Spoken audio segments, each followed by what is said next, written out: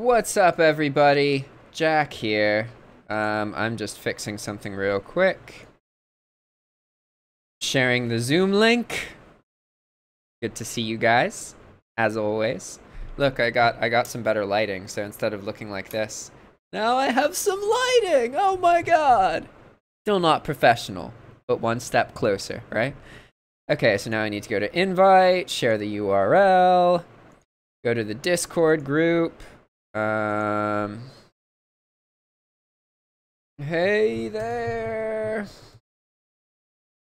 Join the live stream with this link.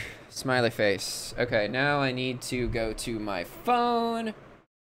And I need to go to the YouTube live dashboard so that I can monitor the chat.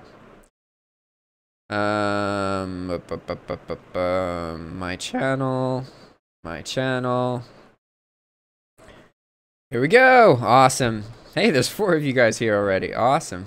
How you doing, Muhammad? Muhammad and Anas. Good to see you guys. Glad that there's people here. I'm really liking these Friday calls just because they're super casual and anybody can join. It was fun talking to Assad and also to Green. I need to learn his actual name. I keep calling him Green, but I wonder if they'll be here today. That'd be cool. I want Jason to show up because then Jason can meet these other two. I don't think Assad will be here because we did that live stream. And I think that was kind of his goal, was to do a live stream. But if Jason and Green can show up, that would be awesome. Green's really interesting, by the way, guys. Like, he's super... I haven't met a person who really genuinely wants to help other people and is motivated by that. Like, more so than me. Like, I want to help people, but in, like, I want to inspire them to fix their own problems. That's the kind of help I like doing. Whereas sometimes, like Green, for example, has no problems responding to dropshipping questions about stuff that, like, I feel like I've answered hundreds of times and made multiple videos about, you know? So I get a little bit tired of helping people in that sense because I technically know that information's all already there, so they can all access all of it, right? But how are you guys doing, Muhammad and Anas? Sorry, I'm congested right now, so I sound like this. I could also invite people to this call. Maybe I should update you guys on something. I guess on Skillshare. I'm just going to talk about Skillshare until somebody joins the call. So, we go to Skillshare. I can show you my progress. I feel proud. I did a video recently talking about how Skillshare is similar to dropshipping. Because I know a lot of people who are interested in dropshipping, I think, would be better off teaching on Skillshare instead of dropshipping. Because when you're dropshipping, that means you're trying to earn money from a computer. Essentially, that's why you're doing it, right? And you want to be able to earn some money in a couple months instead of a couple years. And essentially, making Skillshare courses does that. The only difference is that when you're dropshipping, you do product research to identify something that other people are selling so that you can sell it yourself, right? Except you don't actually own the product. Whereas on Skillshare, you do product research to identify things that other people want to learn about, and then you make the courses. You own the product that you're selling. Therefore, it's inherently much, much more stable, right? And, like, I know that this is a stretch for a lot of you guys. Like, very few of you listening will actually become instructors because I'm reminding you, hey, it's a really good opportunity. It's better money. It's easier money. It's faster money. It's more reliable money to make courses and sell them than it is to dropship. You know, that doesn't mean people are actually going to do it. One of the unfortunate things about dropshipping, honestly, is that most of the people interested are just trying to earn money fast, which kind of sucks. OBS. Okay, I'm back. Sorry about that. I lost my connection for a moment. Alex says, "Are you still drop shipping on eBay or have stopped?" I got banned like in September of last year, so I haven't been drop shipping for a long time. September, October, November, December, January, February, March, almost April. It's almost been 7 months since I stopped. And actually, it was kind of funny because even though there's all this stuff going on about dropshipping, not being allowed on eBay, yada, yada, yada, the reasons I got banned had nothing to do with that. Like, I got banned because of the scale of my store. I had so many items that the violations were piling up. Like, nobody has any business having hundreds of thousands of items in an eBay store. Like, I learned a lot, and it was absolutely worth it for me as an individual. Like, because of my bulk posting, I developed a reputation online. People know who I am. If you go to Google and you search for Jack Pitman, I'm the first thing that shows up, which is fucking insane. Like, really, considering how many people there are in the world. Like, to be able to have gotten an online reputation just from posting items online, like bulk dropshipping, it's crazy. It's funny how you can think that your life is going to be changed because of certain reasons, but it often ends up being other things that actually change your life. And this is one of the reasons that I think it's so important to try as many things as you possibly can, just because you don't know how things are going to play out. And by trying as many things as possible, you increase the chance that you're going to accidentally hit on something that just worked out. You were in the right place at the right time at the right moment, right? So let me get back to Skillshare real quick. I'll show you some of the stats so far. So this is my second month on Skillshare. My first month, I earned $120, 110 of that being from referrals, and $5.43 of it being from royalties. So on Skillshare, you get paid two ways. Every time somebody signs up for a Skillshare trial, you get $10, which is hugely incentivizing because it's super easy to convince people to sign up for a cheap access to ludicrous amounts of information, right? You don't get one course on Skillshare. You get every single course on Skillshare. You can learn so much with that, right? And it's really cheap. So it's really easy to get people to refer. And it's also like good for them. So for me, it allows me to keep my like emotions and my morals intact, if that makes sense. And so then the first month I had like $5 from royalties, which is the amount Skillshare pays you based on minutes people are watching of your courses. Okay. Now we're in the middle of the second month. And so the second month, there's 23 premium referrals. That's $230. And then 600 premium minutes, which is like, that's $30. So the month is already way better, right? I have $260 for March, and March still has 2 more days left. Whereas my first month was $120. So it has over doubled, right?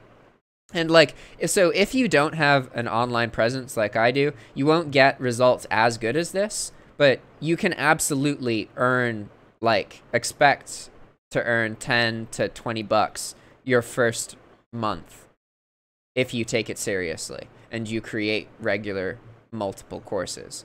And like, it's a bit misleading to say courses because I know it can be intimidating to think about this, but let me show you. For example, if we look at the courses that I've made, it lets us look at the courses that I've made. Okay, I have one course about teaching on Skillshare, one course about YouTube keyword research, one course about what I'm doing right now, like live streaming and recording using OBS, and one course about YouTube, okay?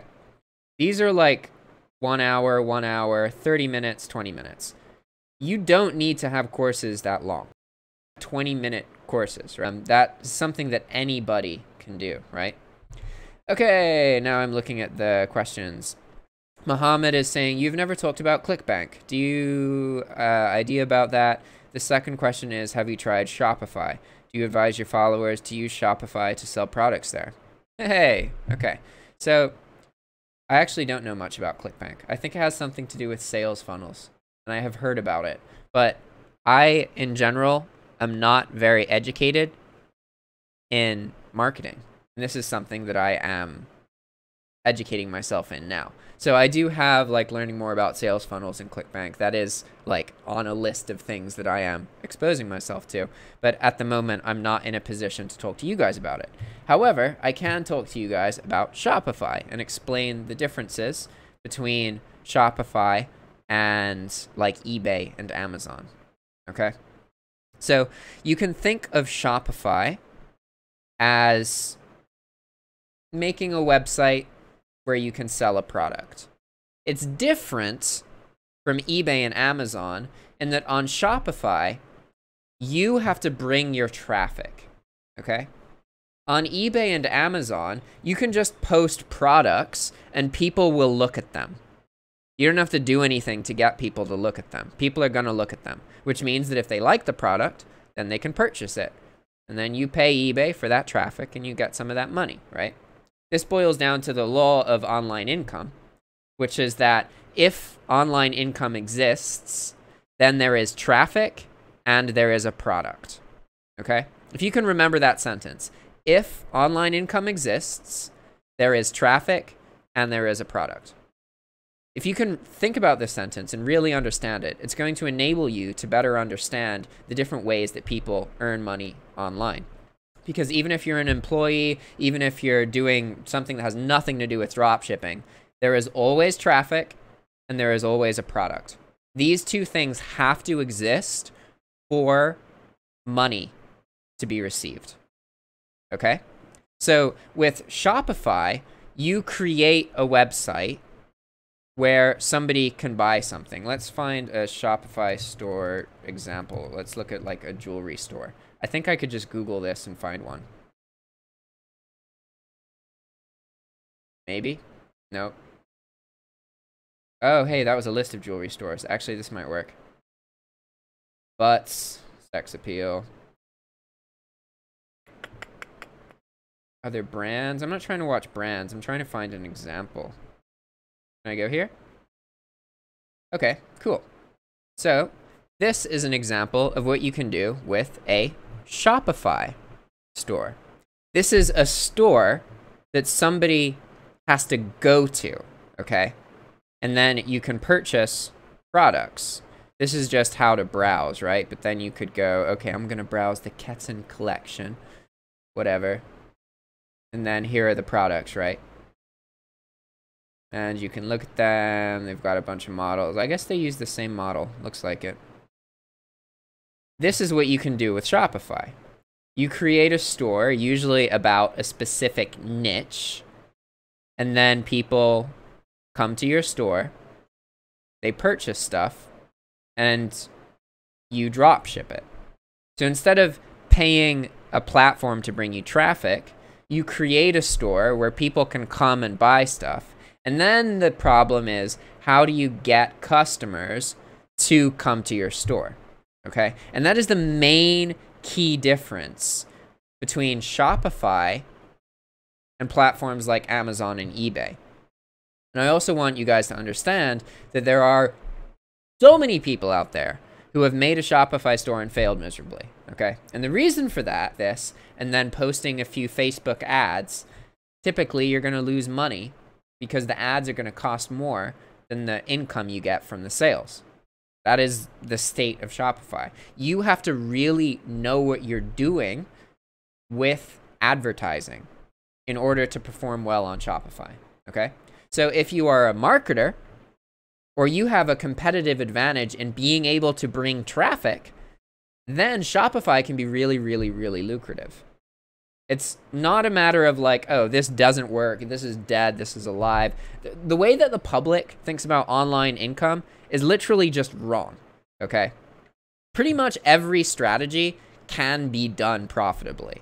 It's just a matter of being able to identify what is necessary to do so. It's not like, oh, these are scams, these things don't work. Like, yeah, there are strategies that used to work, like, is very ignorant. That is not how it works. If you can't earn money doing something, that is because you don't know how to do it properly. Or you haven't talked to the people who are doing it properly.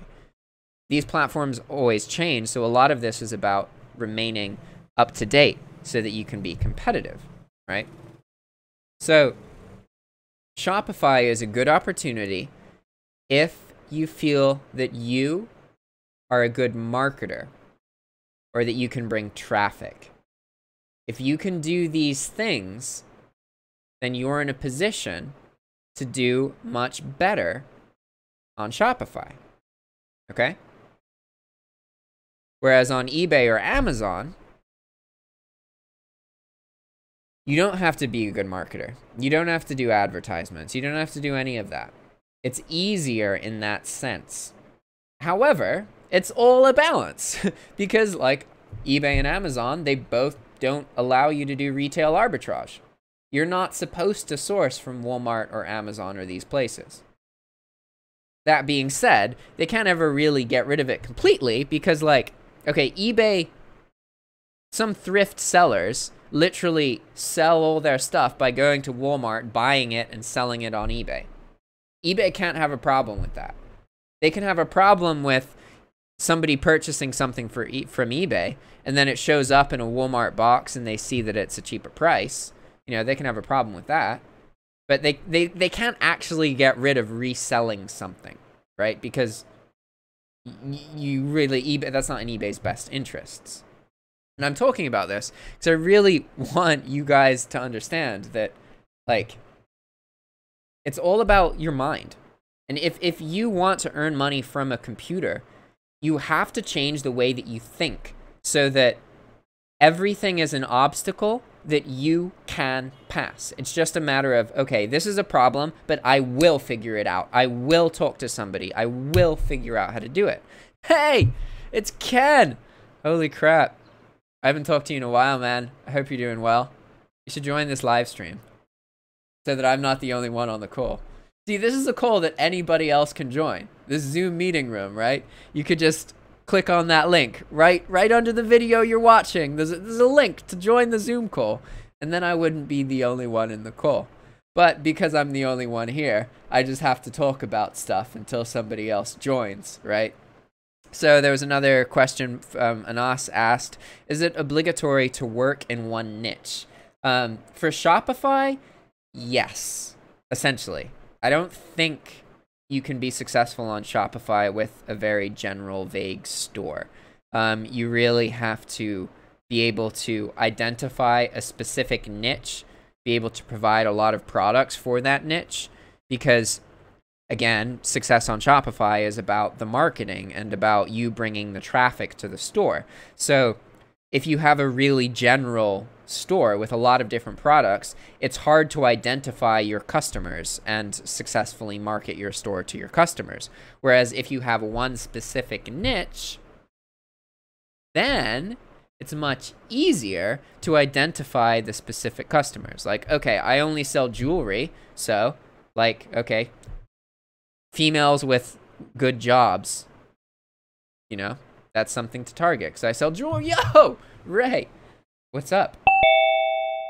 Hey. Hello. I can't hear you, but I can see you.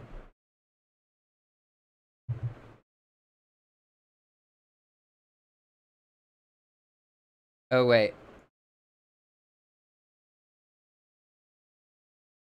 I still cannot hear you now. Can you hear me? Oh, I can't hear anything. Dang. Am I doing something wrong? I don't think so.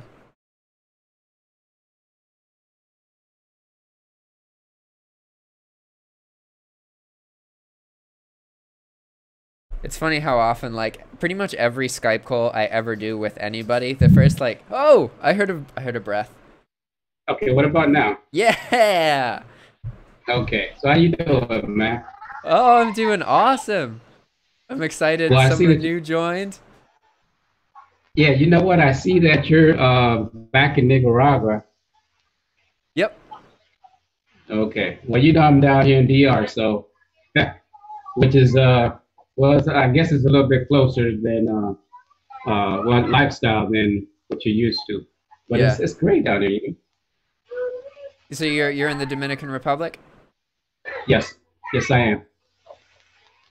Yeah, I'd imagine. I've never been there, but I'd imagine it's pretty similar to Nicaragua. It is everything. The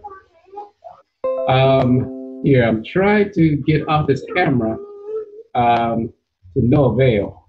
Um, but you know what? I do need to link up with you. Um, I see that you are no longer running your store anymore, but I am, and eBay is definitely giving me a hard time about it. They want to kick me out too, so um, I'm not gonna let them do that right away. I'm gonna force them to kick me out, but until then, we'll try to figure it out. You with me? Yeah, yeah. Okay. But again, man, it's a pleasure. It really is, man. Just to speak to someone in English for a change and not have to um, fight my way through Spanish, it's a blessing, man. It really is. So, How, is there anything in particular you want to talk about or anything I can help with? well, yeah. I mean, you know how to do the, put your store in that status that you had it on under. I mean, when you had it as far as your Walmart store, how it ran. Um, and I guess I could learn a lot from you because I like to get my store uh, up and running because right now it's at almost at zero. But I've been doing other things, and that's why. But I have been trying to get in contact with you in spurts. Again, to no avail. But again, I'm glad just to see you, man, and hopefully we can get to the bottom of this and we can work something out. So I definitely like to work something out with you. Yeah, You with me? definitely. Yeah, yeah, I understand. And so for reference, for anybody watching, if you ever do want to get in touch with me, I do these calls every Friday, and literally anybody can just show up and ask whatever. There's not really much organization to the call aside from I'm here accessible every Friday at this time for 1 to 2 hours. Also, anybody listening, you can sign up through Calendly to schedule time with me to talk to me. You just go to calendly.com/Jack Pitman, and then you literally just type whatever you want to talk about, and then anything in my brain is accessible to you. So just for All reference for right. those of you guys watching, because if you Excellent. try and message me on Facebook or that kind of thing, I really don't like checking Facebook all the time. I'm not good about responding on Facebook, but on Calendly I am. No, no, I'm with you. Again, I have tried these avenues. They just haven't been working for me. I don't know if it's due to my location as to why you're not getting my messages or something. But I've tried. I've tried setting up the calendar thing. I've tried even with Facebook, and like you said, you probably it was around or afternoon like that. Hmm. So 1 second, I'm gonna ask or answer a question real quick. Anas asked, "What? So what is your business now, Jack?" So one thing I learned from my dropshipping times is that when you want stability online, you need to have as many different income streams as possible. Now, this is a little bit tricky because you have to kind of stick with something in order to get it to be profitable. You can't just try a little bit of everything. But at the same time, the only way to have true stability is to have a little bit of everything coming in, right? So in my case, I earn money from YouTube, from ad revenue. I earn money from affiliate commissions for different dropshipping softwares because of videos I've done, and I still do videos about dropshipping software. People who sell software will reach out to me, I'll interview them, this kind of thing, right? So that's another income stream. Another income stream is Calendly calls. People will pay like 20 bucks to talk for 30 minutes. I do the calls for free as long as people let me record it and publish it to my YouTube channel. But a lot of people don't want to show their... And those are pretty much all of the main income streams. So I'm trying to get to a point where I have like 10 or 20 different income streams. But at the moment, there's like 6. So that was just to answer Anas's question, and I see that I've disconnected again. I'm disconnecting a lot today, unfortunately. Whoa! But Ray, so now that I answered his question, I'm happy to talk about anything. Oh, wow. You mean you wanted to do it on here? I thought you might want. Like 30 minutes. So, Okay, well, here. Um, if a person started from scratch, what would you recommend the steps to do to get to or halfway to where you were? so it's important to understand that you don't want to be doing what I was doing. What I was doing was making a huge store to get a bunch of data and learn and develop an online reputation because I had a vested interest in being a YouTuber. My internet's being super bad today. Can you hear me, You know Ray? what? Now I can. You know what? You froze as soon as you started, so I didn't get a chance to hear any of it. That's Is fine. this recorded? Yeah, this is a live stream. Okay. Should I ask you another question, or should Yeah, no, we? I'll just now answer. I apologize for my crappy connection here. Um, but so you asked as a beginner, like how to get started if you're new into dropshipping, right? That was what you said? Right. You know, for them to get their head above water as fast as possible, and um, just in the right direction. I understand that what you're telling me now is that your intent was never to actually make the store, it was just to gain data and finally wind up in YouTube.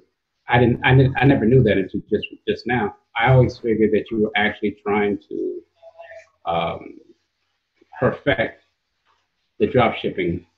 I mean, so it's not completely accurate to say that the whole time my end game goal was YouTube because I was trying to make the dropshipping thing work. But I also understood that even if it didn't, even if I got banned or something happened, I would have the YouTube reputation, and that was what I really did care about.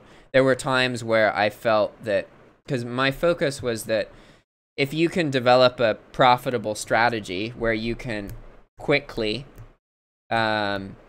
maximize your items so that you have as many items as possible on an account, because eBay accounts grow exponentially, like as long as you're getting sales, you can call eBay and then get a 40% increase, 40% increase, 40% increase over and over again. As long as you can match that account growth with your listing growth, then theoretically you could keep earning more money, right? It's exponential income. So a lot of the drop shipping that I was doing, I would think like, okay, if I was a software program, could I do what I'm doing? And so I would only do things that I knew were able to be done with software. That's one of the reasons I had the posting process the way that I did. I would scrape items from Walmart, and then I would use keyword filtration to get rid of items related to guns and weapons and heavy items and this kind of thing. And then I would then pull more items out of that list with positive keywords, right? This is all stuff that could be automated in the future with software. So a lot of the time what I was thinking about was, in my future, I want to be able to create a software tool that posts the items for me, essentially. I don't have to pick what the items are because there's a process where the items are pulled from Walmart, they're filtered, and the results are then posted to the eBay store. So I don't have to worry about it at all. That was kind of like one of my goals. But then by the time I got in trouble and got banned on eBay, I found myself in a position where I could just live in Nicaragua, have an amazing life, and focus on things that really make me happy. So once I changed this focus, I kind of lost interest in the dropshipping thing for that reason. But if you are new to dropshipping, the most important thing for you to really understand is how eBay feels about dropshippers and to understand the throttling, flagging process for dropshippers. Because essentially, dropshipping is unstable unless you have a crazy good work ethic and you're very diligent and you treat your customers super, super well, right? Then it can be kind of stable. Like Joanne Balu, for example, is an example of somebody who dropships this way and has stability with her dropshipping business. But I don't think it's accurate to say dropshipping is stable, because the reality is 99.99% of people who try dropshipping will never be able to scale it and take it as professionally as somebody like Joanne Balu. So I think it's important to make sure that you educate yourself so that you understand how eBay is flagging and throttling accounts, because essentially all of the profit right now with dropshipping is from being able to sell on eBay without eBay realizing that you are dropshipping from Walmart or Amazon or these places. So in order to do that, you have to understand the throttling process, and you have to understand how eBay is flagging accounts, and you have to use a strategy that posts items and monitors stock of these items without jeopardizing or having eBay notice that you are using Walmart or Amazon or these sources. You know what, Jack? I'm going to say this, and just for anyone listening, that way they can understand, how valuable you are to us. I'm going to compare you to, like, for instance, Bruce Lee. Okay, for those that don't know Bruce Lee or anything about him, he's a Oriental guy who lived in Seattle, Washington. He's actually Chinese, um, and he's the best, or one of the best, martial artists in the world at one time. At least he has a following as such. But what happened with Bruce Lee is that he brought something that no one else could duplicate or beat him at. He quickly caught everyone's eyes and attention of his style based upon who he was around. They were vouched for him, and these guys were like excellent at it, and they're saying he was better. So what happened with Bruce Lee and his downfall was that he helped the despised and the rejected. And so by doing that, that pretty much led him to his death. He does not want you to teach the people or teach anyone what you know, to get out of mediocre status or under mediocre status. And by you helping the people, they poison your account with these flags. And they pretty much wanted to stop you. They couldn't stop you, so they used that method. So it was with Bruce Lee. They tried to stop him from doing what he was doing, teaching, and who he wanted to teach unconditionally, and which led him to his demise. That's how I compare you, for those that don't know you. You're one of a kind. Little does anyone know, or they soon will find out. So all I can say to you, Jack, is watch what you eat before something might happen to you as well. Well, I wouldn't say that I necessarily agree with that with eBay, because eBay didn't purposefully like try and get rid of me, even though they honestly should have. I was like, the way that I was drop shipping like is exactly what eBay doesn't want, and it is bad for eBay's system. Like creating tons and tons and tons of really crappy listings without much filtration at all, like that is not good for eBay. But it's also important to understand that eBay as a company isn't in a position where they like identified me as a YouTuber dispensing information and targeted me. Like that absolutely did not happen. And I know this because when I got in trouble with eBay and I got behind on my bill, they credited $7,000 to me. If it was true that they knew what I was doing on YouTube and they didn't like it and they wanted to figure out how to get me off the platform, they would have just banned me. It's within eBay's terms of use. They can ban you for no reason. They don't have to tell you why. You can get a notification from eBay saying, okay, we have determined that your account does not improve the selling situation on eBay, and we have permanently, indefinitely banned you. You cannot appeal this decision. Like that can happen. And if eBay really felt that way about me, then they would have done that. And I think that if certain people in eBay had seen the videos I was making and done that I would have got that message. But it's important that you guys listening understand that eBay is a huge company that isn't represented by one single opinion. It has tons of employees who will tell you completely different things about the same subjects. So it's not really accurate to think that eBay can like target somebody and try and do something to them, because eBay doesn't have enough precision in its leadership to really do that, if that makes sense. That makes perfect sense. But what I was referring to was more like they do target drop shippers. Yeah, definitely. That's Gotcha. how I meant it. Okay, gotcha. So you were saying like drop shippers in general, not me and me as an individual. Well, right. Even though you're at the forefront, but yes. Yeah, I don't. It's kind of an odd place to be, because most people who know me because of the drop shipping stuff, but I'm not drop shipping anymore, and you know, it's weird to be known for something that I don't do anymore. Definitely an odd position to be in. Oh, we have another person! Holy crap! Oh hey, what's up, Green?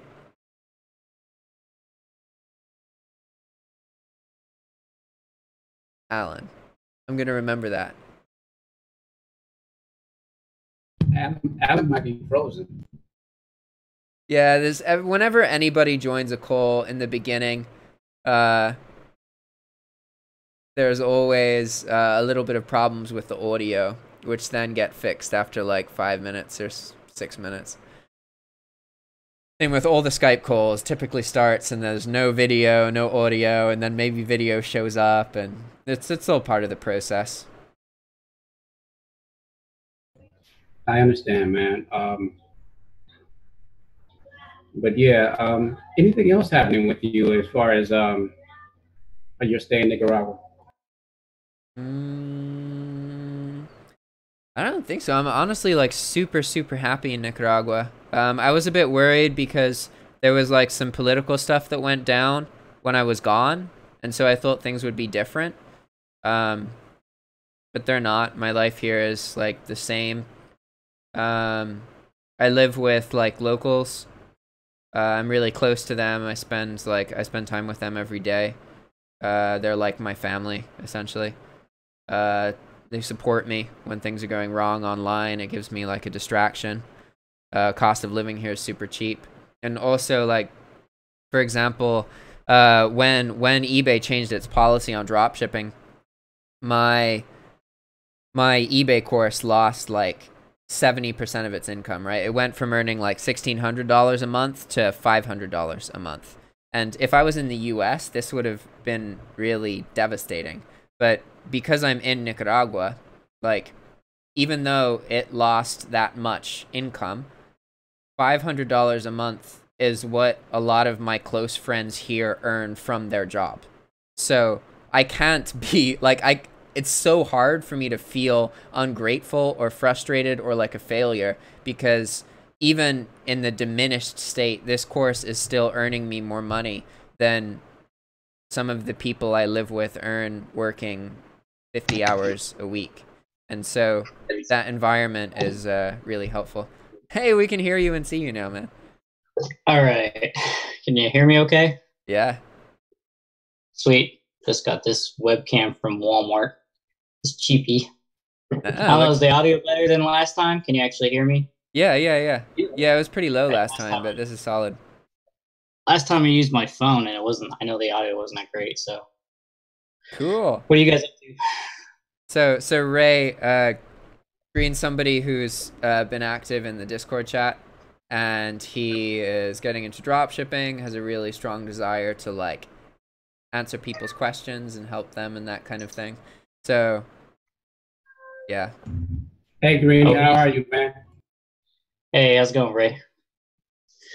Not Great, bad. man. So are you've been drop shipping, or are you getting into drop shipping? Well, you know what? I want to answer that. It's kind of one of the same as far as the answer, meaning this, even though I've been drop shipping, I feel like I'm just starting because I never got anywhere where I needed to. Right. Yeah, it's I can say it's been kind of a struggle for me too at the start. month's almost over. I only made about $40. So I can't say that I've, struck a gold mine or anything. I've gotten like 3 good feedbacks. So like, I guess I'm just kind of building my account for like the feedbacks.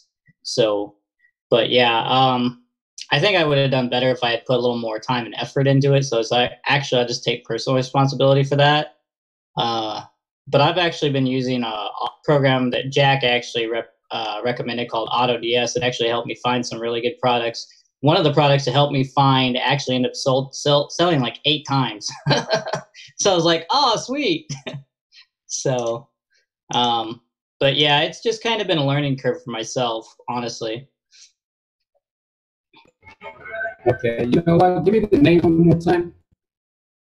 AutoDS. Thank you, man. Yeah, no problem. I have some videos on YouTube. I have a link in them. I'm sure Jack might have a link too, whichever one you want to use. They're both affiliate links. It'd help us out if you want to use them. But yeah, I've been using them for a while. And like I said, I honestly just started drop shipping this month, like I said. So, I mean, I'm not, I'm just getting started too soon. So, but yeah, I was kind of skeptical at first, but after making about $40, it covered my AutoDS costs at the very least. I think what I want to do is I just kind of maybe want to move more into like maybe doing a little more sniping. I might get like Zik Analytics or something and just kind of go from there. I was trying to get into Chili Hunter, but for whatever reason, I was having problems. They want you to sign up through PayPal. And every time I would do that, it would just mess up on my computer. It would just make a weird loop. It would just keep going back to the PayPal screen and keep wanting me to log in and reconnecting to their API or whatever. And it hasn't really worked for me that great. So I've really been considering going to like Zik Analytics and using their program to really kind of snipe other people and get stuff going. Because I really feel like that's the way to really push forward to this. I mean, you could do your own product research. I have Jungle Scout on my computer. By the way, if you want a lifetime access to Jungle Scout, they're offering it right now. I have the link in the Discord, so all of you guys who are listening who want Jungle Scout free lifetime, go to our Discord. There's a link there. I don't get paid for it. It's not an affiliate link, but it was one that Paul J. Savage had mentioned. I just reposted it, and it gives you lifetime access to it, and it helps you find products on Amazon that are selling really well. So I'm planning to implement that in my future eBay dropshipping as well. I want to thank you for the heads up on everything. Feel free to go ahead on and ask Jack whatever you want, man. I'll step and listen. Step off the mic and listen, okay? Sure. I feel so happy right now because the main reason, like, I know that a lot of people listening to this call and the people who join it are mostly interested in drop shipping. But for me, this call is an opportunity to get to know people and to listen to conversations between people and see who actually shows up and will join a call like this, right? And I love that part. So I've really been enjoying just listening to you guys have a bit of back and forth. Hey, I have a question for you, Jack. Yeah. You live in Nicaragua, right? Yep. And that's where Mark's from. Do you ever still connect with Mark at all, since you guys both now live in the same area? No, I don't do anything with Mark at all. Huh. Is there any reason, or I was kind of wondering that. Yeah, we have a history, and like I've seen some old YouTube videos. I'm kind of torn because on one hand, I am really grateful to Mark and I respect what he does. Like he's doing this thing right now. It's like a drop shipping camp, so anybody can come and like live with a bunch of drop shippers in Nicaragua for a bit and learn how to grind camp. You know, yeah, same premise as grind camp. And like that is a really good opportunity for people interested in drop shipping. And like for me, it was a really good opportunity as well, and it's what brought me to Nicaragua. But there's a lot of kind of fundamental differences in Mark and I about what we want out of our lives. And me, for example, I value money, but I think that balance is much more important. I would rather be happy now in case I die tomorrow than work all day and not be happy.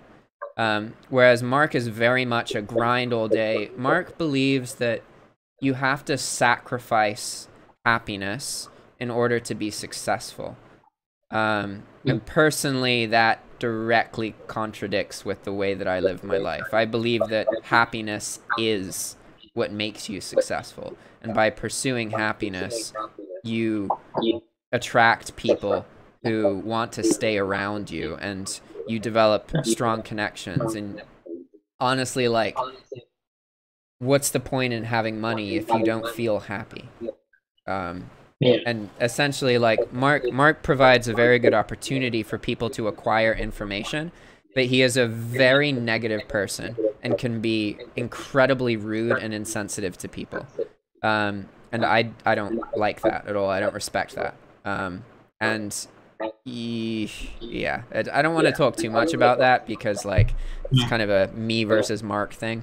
But, you know, there are reasons. There are reasons that I live in the same country as him, and there are reasons that I want absolutely nothing to do with him.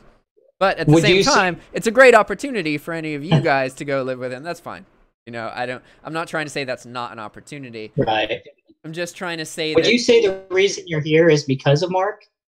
Is the reason that you're in Nicaragua originally because of Mark? Would you say that? Yeah. Like, I wouldn't have had the courage to come to Nicaragua if Mark hadn't hosted an event here. But at the same time, I wouldn't have stayed in Nicaragua because of Mark. Like, I stayed in Nicaragua because of the people I left and the communities that I helped form after leaving Mark. Those are the long-term, meaningful interactions I have. Whereas if I had never met those people, after I had, like, got on bad terms with Mark, I would have just left and gone back to the States. I wouldn't be in a position where I have, like, I have a whole community of people here who will defend me, protect me, love me, like, over years. I have a home here. I have a home that I feel so at home. I'm more at home here than with anybody I know in the States. So you basically, like, you came down originally because of Mark. Yeah. Then while you were here, you met a bunch of people that you just really fell in love with their personalities and who they were as people, and just kind of formed a community with them and just decided just to be here. Is that correct? Do I understand that right? Okay. Yeah, exactly. That's really cool. It's nice that, you know, you got to step out of your comfort zone out of the States. A lot of people are afraid to do that. It's really cool that you're able to, you know, get away from it all, go to another country, you know. And I've even heard that other countries the culture is, like, so much different, even sometimes even more polite than we are here as a society, which is kind of sad, but, you know, it's true. Like, I've heard, like, in the Philippines, for example, they're, from what I understand, they're very respectful people. They're very nice people, very loving people. And it's just like, man, I wish I could go visit them someday, you know, just kind of see the different cultural differences, you know, like even in Japan, there's more respectfulness, you know, and I just feel like, you know, not that we don't have some of that here in some of our communities in America, but I think we become insensitive because of the amount of people we have and the different cultural beliefs we have, you know. It'd be nice to sometimes, I feel like, man, it'd be nice to just get back to square one, you know. Where did the love for humanity go and the respect for each other go, you know? So I think that's cool, though, that you could escape and you could go to, you know, a place where people are more like that and you have that more of a sense of being. Have you ever thought about, like, maybe inviting your mom or boyfriend down there? Or are they happy in the States, I guess? Yeah, no, my mom's actually come here before. She lived in Costa Rica for a couple years. She did Peace Corps. She's fluent in Spanish. So, what's up, Ray? Yeah, in reference to what Dream was mentioning as far as outside of the States, you do well to step out of the States. And the only thing that I'm going to warn you of, you may not want to come back. other than to visit your mom, things like this, people that are very close to you, that's understandable. But outside of that, you may not want to come back, and just step out of that comfort zone, even if it's just a visit, and then you'll see what we're saying. Right. I mean, I've been out of the States. I've been at the Bahamas before on a missions trip many years ago, and it was beautiful, and I loved it. But yeah, it'd be nice to continue to do more world traveling and stuff if I get some funds together and, you know, just really see what different places are like. Yeah, being exposed to different cultures does a lot to you as a person. And sometimes it's not necessarily pleasant. Like one of the things I struggle with in the States is how like US people have so much more than most people in the world, but in general they're less happy. They're less appreciative, and it's sad, honestly. It's almost like they're entitled, kind of. Yeah, no, not all people, definitely. There's definitely some amazing people in the US, but when you are raised your whole life and you always have water, you always have electricity, you always have all of these things, you don't experience what it's like to not have them. It changes how you perceive the human experience. And I think that the most detrimental thing in US culture, at least, is how a lot of US people have lost focus on the importance of other people. And like in most Latin American countries, like it's really common to hang out with everybody and have dinner together and eat and spend time together and just like sit around each other. And I don't know how to explain it, but like there's more family feelings with non-family. Like you're in a position where people are more appreciative, they're more likely to share things with you, they're more likely to like hug you if you cry in front of them, they're more likely to ask you how you feel, see what's wrong, and if you're going through something, then they're able to support you because they've been through things as well. Whereas in the US, that experience isn't as common, unfortunately. Right. Can understand that. Yeah. Yeah, I think, we kind of just get used to being around each other. It's kind of like, I read this book a long time ago called The Principles of Discipline. And one of the principles, actually, oddly enough, was solitude. It talked about how when we're around each other, we kind of gradually take each other for, advantage of each other. And I think, with as much, like you said, abundancy that we have in America, we just kind of start to take advantage of that, without even realizing we're taking advantage of it. It's not like, some people, they take advantage of it and they know they're taking advantage of it. Other people are just like, it's just kind of a subliminal thing. You know what I mean? Yeah. So, yeah, I feel like other countries, since they don't have as much abundance, it's like they're really kind of more, not so much forced, but it's like they need each other more. Yeah. And they realize they need each other more. And they are less likely to take advantage of each other because of that and reach out toward each other because of that. And I think that's really cool, I love what Ray said, may not want to come back. Yeah, sometimes I'm just like, man, I just wish I could get away from it all and just go somewhere where I could just do my own thing. So it's really cool, though, that you get to do that, Jack. That's awesome. Glad to see that, been an inspiration to, fulfill your dreams, step out there.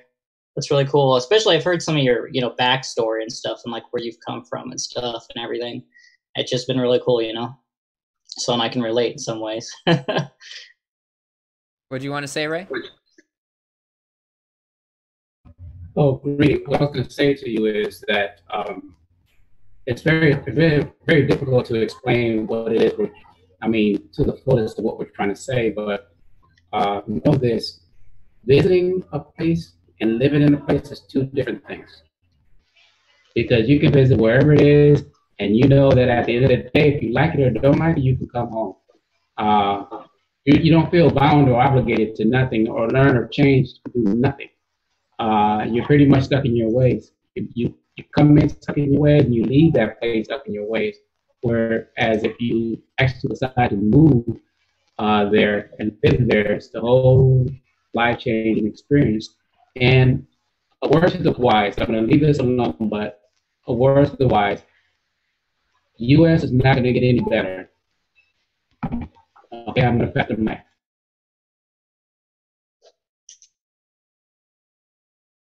Your mic's cutting out. I can't hear you. Yeah, he was saying that the conditions in the U.S. aren't really improving or going to improve as much compared to conditions in countries that are different. Like for example, if you travel a lot, what you'll notice is that countries like Nicaragua, it's kind of like going into the past. Like, there's opportunities in these like so-called third world countries that don't exist in the States anymore because they existed like 10, 15 years ago. But in these countries, these opportunities still exist, right? For example, like marketing in the US, like Facebook marketing, this kind of thing, used to be like really easy. You could just run a Facebook marketing campaign and then get a lot of traffic somewhere because not that many people were doing it. But now the marketing is so saturated that it's pretty common for you to put $100 into marketing and barely even get $100 worth of sales. Whereas in Nicaragua, there's way less people taking advantage of marketing. So therefore, it's more of an opportunity because it hasn't been widely adopted yet. And there's a lot of opportunities that follow that same kind of logic where they used to be an opportunity in the States, but they aren't anymore. Whereas when you go to a country like Nicaragua or some of these other countries, they are an opportunity now still, right? And a lot of like, it's also interesting how some of these countries can kind of skip problems that the US had. For example, like one of the unique things about the United States is that it had a very, very well created landline phone system. Okay, so this gave it an advantage in a certain era of time. However, the reliance upon the landline system led to the US adopting wireless mobile standards slower than the rest of the world. So this is why when it comes to like the latest phones, the US is actually one generation behind what's happening in Europe and Korea and these other places. And because when wireless technology became commonplace, the US didn't need it as much because it had this big, well-established wired infrastructure. Whereas countries like Nicaragua, they didn't have that established landline system. So they never had to spend the resources to create it because technology advanced to a point where they can just create cell phone towers and that kind of thing.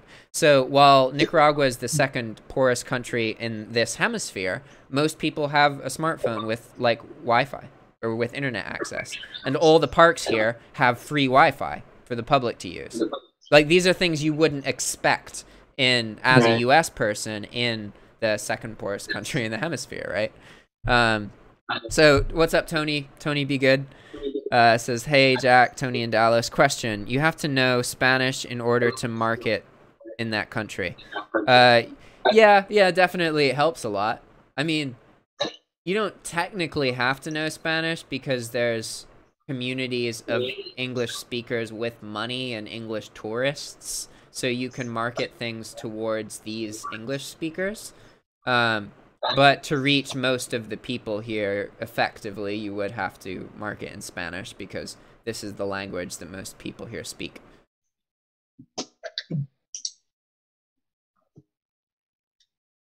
I do have to give a quick heads up. I do have to leave in about 20 minutes.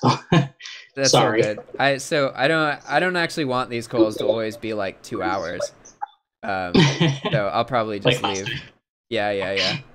Don't disappear on us again. No, I won't. Well, that's why I disappeared, because I was expecting like, oh, I was only going to be live for an hour, and then it's been an hour and 30 minutes, and I'm like, yeah, they're probably getting tired. I'm going to go to the bathroom, come back, and shut the stream off, and then you guys are still here. It's also like, it's important to understand, like, most people don't watch these. These live streams aren't for me to, like, establish an audience, or there's no strategic thing I'm trying to do with these live streams aside from connect with the people who are willing to actually get on the call.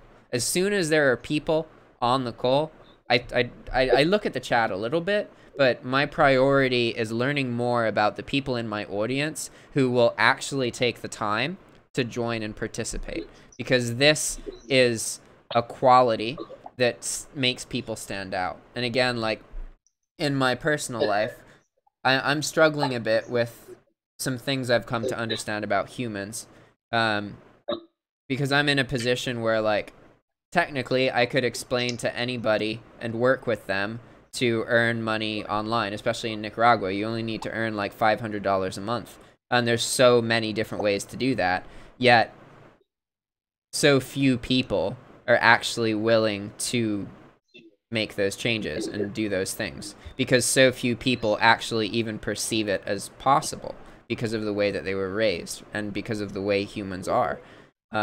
And I used to believe that it was all about information. I thought that if people had information, they would change their lives and fix their problems. But unfortunately, with most people, they don't really want to change their life. Like, they logically want to, but when it comes to really doing the work and changing their life, most people just aren't willing to do that. So you've communicated, like you reached out to people there in Nicaragua about changing their lives, and they don't want to do that too? Is that what you're referring to, or are you? I'm not saying just the U.S.? It's not that they don't want to. It's just that it's maybe considering my life is completely different than everybody I'm surrounded by. Like, okay, like the people I'm surrounded by, sometimes they get fired, sometimes they lose their job for another reason, sometimes they get sick and they don't have enough money to deal with problems because of their job. Like, there's these recurring life problems that most of the people around me have to deal with, but I just never have to deal with, right? And I have all day to do anything. I can almost always be cheerful and happy. I can relax. I can do anything that I want. My lifestyle is completely different than anybody I'm surrounded by. And I kind of felt that that would draw more people to wanting to have that life as well. But I've come to understand that most people don't have the mentality necessary to believe that they can do it too. Like, they want to, but they think that, like, oh, Jack can only do that because he's super smart or some bullshit like that. When the reality is, like, I'm not any smarter than anybody else. I just have a different perspective, and I have more control over the way that I think. And because I change the way that I think, that changes my life. It's not about being smart. It's about viewing every obstacle as something with a solution instead of something that's going to stop you, right? Like, if you view online incomes as scams and this kind of thing, you have a paranoid, uncertain, hesitant mindset. You're never going to get anywhere. You have to change the way that you think so that you believe there is always a solution, even if you don't know what the solution is. You have to know in your core, deep inside you, you have to believe that the solution exists in order to be able to find it. Right. Yeah, I hear what you're saying. Yeah. Yeah, and it's just the way people are raised. You know, they're raised, they hear this stuff, you know. Even people locally, you know, I've talked to some of them about, you know, what I'm doing, and it's kind of like they're just like skeptical, and they're like, you know, what are you doing to people? You know, you're just marking stuff up and reselling it, and you're just, you know, scamming people. And I'm like, no, actually, I'm providing good customer service. eBay actually has a 10% gift card sometimes, so they could buy stuff cheaper on eBay than they could if they went to Walmart or they went to Amazon. And I'm actually just providing the means for them to get a bigger discount than they would anywhere else. Plus, I'm the one, you know, in the firing line if they have questions or if they have, you know, returns or whatever. Thank God I've never had to do a return yet. One day I probably will. But, you know, I don't have a problem providing customer service. You know, I like talking to people. I like reaching out to people. I can be very, very diplomatic when it comes to writing stuff. But a lot of other companies that people would buy these products for wouldn't be so nice. You know, a lot of the times I've heard that, you know, they wouldn't offer refunds. You know, maybe I would. You know, maybe I'd be willing to take something back where they'd try to take it back to the store and the store wouldn't accept it. But maybe I'm just going to be nice and take the fall for them, you know, and say, here's your money back. Have a nice day, you know, just to maybe put a smile on their face, you know, change their perspective of life, you know, because I think that's the opportunity a lot of people don't realize is that by doing this, you know, you can actually make people's lives better. It's not always about, you know, oh, I'm just making money for me and I'm, you know, me. Sometimes it's there to help other people too, and they don't see that.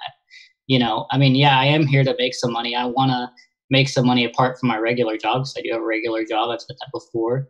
But, you know, I also think it's a way to help people too. You know, I think it's a way to give people, like I said, discounts. You know, eBay has got, I think, even a credit card where you get like cash back and stuff too now, which is really cool. And they wouldn't have that ability anywhere else. So I like doing that. You know, sooner or later, I'm hopefully maybe thinking about moving to Amazon too and doing that way. Because I'd like to get a little bit more financially, secure and stuff. Not that I don't have any security here, but I'd like to make some money to where I could visit places like Nicaragua or the Philippines and stuff like that. Maybe I'll come bug the heck out of you someday, but no. But yeah, I mean, it's kind of cool though, how you can dive into a subject like drop shipping and meet all these people, who you've never met before and just connect with the other personalities. I used to be a very big video gamer. Used to be really big into like League of Legends and stuff. And, one of my first videos I have on YouTube is of a League of Legends video, but it's kind of cool because, I've really thought about, going more a financial route with my life as I'm getting older, and, just all the other people that actually have been there for a while and, who they are as people and stuff. So it's kind of cool, like talking to you and hearing your personality and where you come from and your experience with other people. And so, but yeah, it's just been a real eye opener to me, this whole process. I just can't believe that, it was just almost 2 months ago. And I was just playing around on my computer one night and boom, here's dropshipping. There's Jack. Hey, let's go take a look at Udemy. Let's see what goes on there and find your course. It was just like, okay, cool. I never thought I'd ever one day actually be talking to you, face to face. It's kind of, it's kind of a shock though that, you don't drop ship anymore. I still thought you would have, maybe still experimented with that, even with a stealth eBay account, and just kind of, because 50 free listings, you don't pay anything unless you sell something. I guess I'm kind of more shocked that you don't do that anymore. But I mean, I see where you're going with YouTube and everything, but I thought you would still have that in your arsenal. Is that anytime you think about ever getting back into doing at all, just to make some little cash on the side or anything? That's definitely something that, like, you're not alone in thinking that way about me. A lot of people are surprised by that. I think if you guys knew me in my actual life, like in person, it wouldn't surprise you at all, because I think you would really understand, like, there's a lot that you guys don't know about me because you know what I choose to show on YouTube, right? And while it is true that I publish a lot of content that most people wouldn't be willing to publish, because I believe that, like, okay, because my dad died when I was little, I think things like, okay, how could I know my father if he's dead?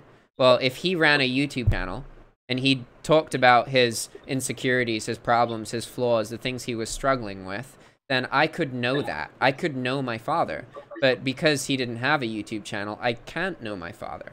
So for me, one of the reasons I run my YouTube channel is because I want, in the situation where I have a child and I die, I want them to technically be able to get to know who I am and what I struggled with and that kind of thing. So YouTube for me is a very personal thing. I'm not just making videos to help people or to grow a YouTube channel. There's a whole bunch of reasons that I make videos. And so you want to be remembered? Not necessarily. I want to fix the problems that my father had. Because essentially he lived a similar life. He traveled around a lot, living in cheaper countries. The problem is that he wasn't able to retire. He didn't have insurance. And when he died, it really screwed things up for the family. More so than death should. Like, he didn't have life insurance, okay? Life insurance is cheap. He didn't have life insurance. Like, that is a huge thing. That meant that instead of his death being paid for, my mother had to work for 7 years, and all of that money went towards paying for surgery and stuff. Yeah. And that 7 years is like, that's a huge chunk of life, And so there were a lot of mistakes that he made that I'm trying to correct in myself, and the YouTube channel plays a role in that. But regarding dropshipping, like, it's really important to understand that, for me at least, as an individual, the reason I was into dropshipping was because I wasn't happy with my life. I wanted my life to change. I wasn't living a life that I felt put me at my best, that enabled me to be the best for the people that I love, that enabled me to be supportive and happy and cheerful and to learn as much as possible. I wasn't living that life. Dropshipping represented an opportunity for me to live that life. That's why I was so passionate about it. That's why I cared so much about it. That's why I had so much energy in my videos to talk about it, because of that change. But then by the time I got banned on eBay, my life had changed. I didn't need to change it anymore. I was living an amazing life. And the stuff I was doing with dropshipping was super, super stressful because of the way that I was doing it. I was like having multiple $1,000 eBay bills every month. Like I paid an $11,000 eBay bill once. A monthly bill, $11,000. Like fucking Nice. obliterated my mind and my stress levels. Like getting used to dealing with that was. Did you have the money to pay for all that? And did you make a profit on top of that? Barely. Like barely. I think in total drop shipping I've made like between $10,000 and like $14,000 in my life, which just isn't profit. Yeah. Which isn't much at all, really. Like, right. I mean, that's like poverty in the States. but that's kind of well, you're a rich man, though, right? Well, yeah, Nicaragua. But that's kind of what I'm getting at is that one of my frustrations with dropshipping and people who want to dropship is that they're too narrow-minded in what they're focusing on, and they want a whole bunch of money right now, and this mindset causes the failures, it causes the problems. Like, dropshipping is a hugely lucrative tool to change the quality of your life, or as Ray mentioned, a gateway into the next phase in your life. But don't think that even if you become a hugely successful dropshipper, that like your life doesn't have problems anymore, or that like there's so much more to life than earning money. Earning money is relevant when you don't have enough money, but once you have the money to change things, like for me personally, I come to understand that you earn relative to what you want as a self-employed person. Like say that something happened to somebody I loved and I had to earn $20,000 in order to fix their problem. I might dropship. Like I might actually do it in that scenario because I would be very motivated to earn a lot of money to accomplish something to protect somebody I loved. But it's very circumstantial. Like I'm not in a position where I need to. I'm in a position where I can reshape my life however I want. So why should I do something that is not directly related to what makes me me when I could shape my life around online education? Like I could become I am becoming a person who learns on the internet and then teaches other people and earns money through the act of learning and teaching other people. So like imagine what I will be like in 10 years of being exposed to all of that information. Imagine what I'll be able to do for people after 10 years of that lifestyle.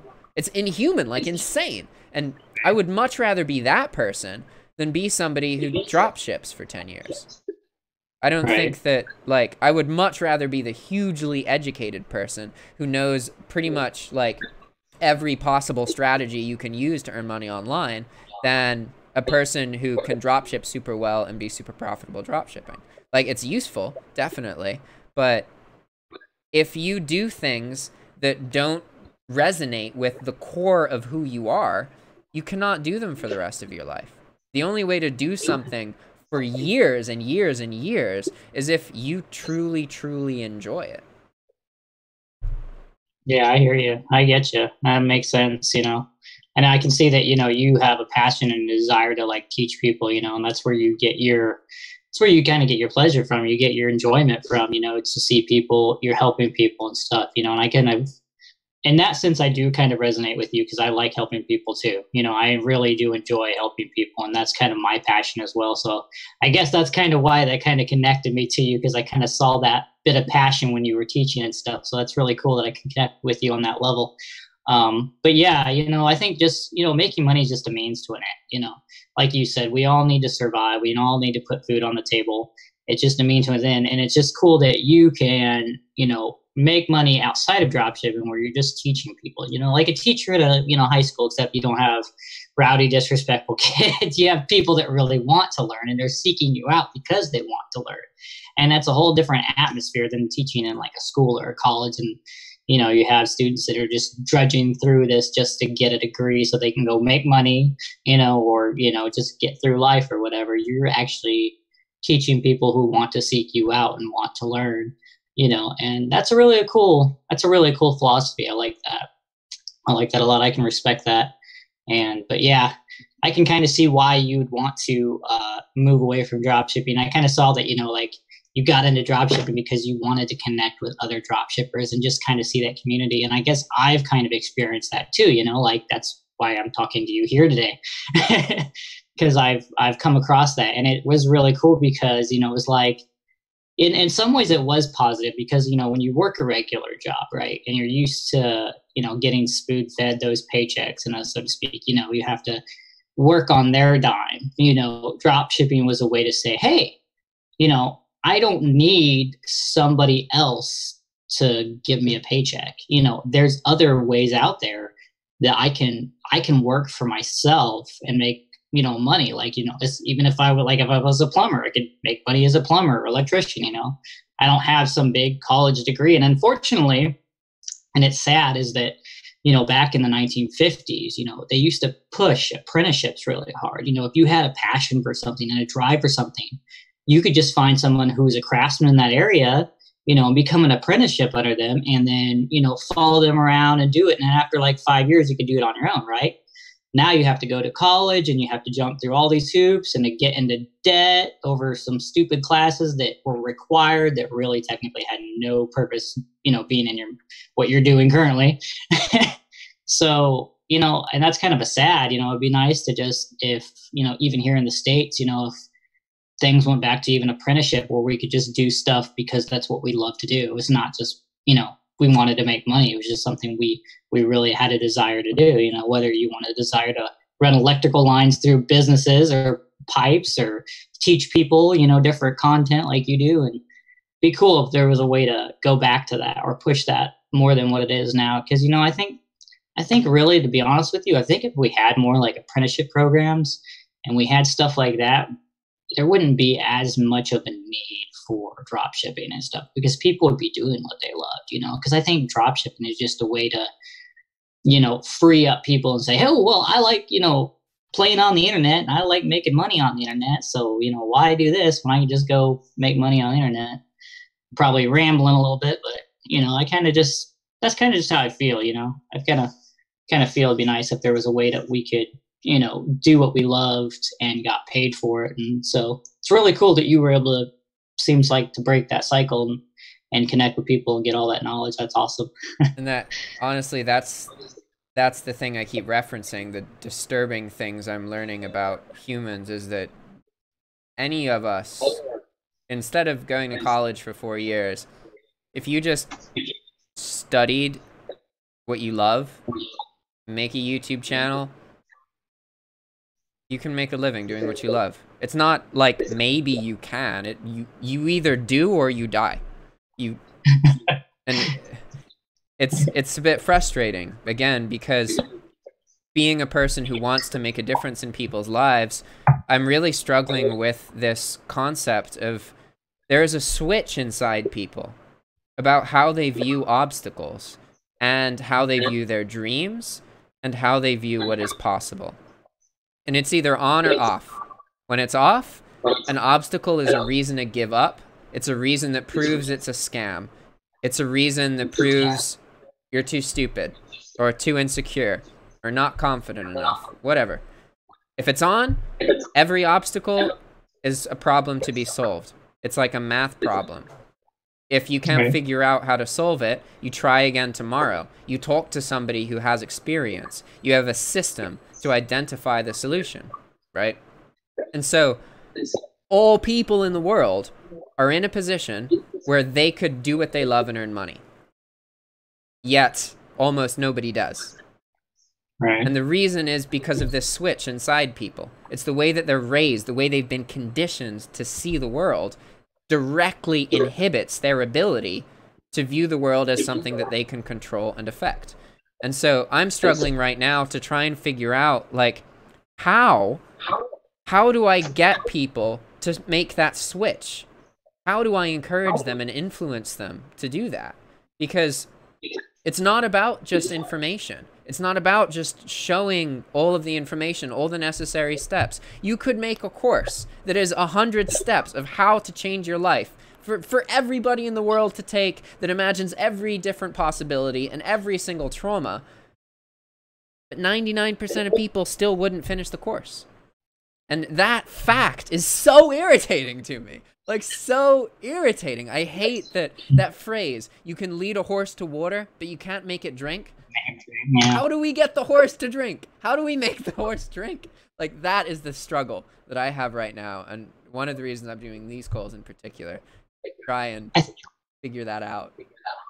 I think this is just my recommendation, is if you know in your heart you're doing what's right, okay, you're helping people, then at some point, yeah, that dumb horse, I see that. At some point, you just got to have that inner peace in yourself saying, you know what, I've done all I can. I just have to let this person go do what they need to do for themselves, because, sometimes we think we have all the answers for that person.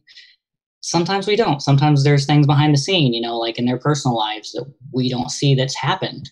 We don't fully understand how that person thinks or why they think that way. So I think my best advice toward that would be, just keep doing what you're doing, helping people, doing your best you can, and if somebody doesn't end up getting helped, you can at least have the assurance inside yourself that, you show them the right way, you tried, and I'm not saying it's not, hard to sometimes see people, fall and stuff, but sometimes, you know what, that's how people grow. People grow by falling down. Yeah. And that's just part of life. Anyways, hey guys, I've got to get going. I've got a call I've got to make and some things I got to do today. I got to work today. So, hey, it was good talking to y'all. It was nice seeing you again, Jack. Hopefully we'll catch up next Friday and go from there. How about that? Yeah, sounds awesome. I'm actually going to leave as guys. well, and I'm going to end this. So, it was great to see you as well, Ray. Feel free to email me or anything. Same here, man. We'll do, okay? All right. Ciao.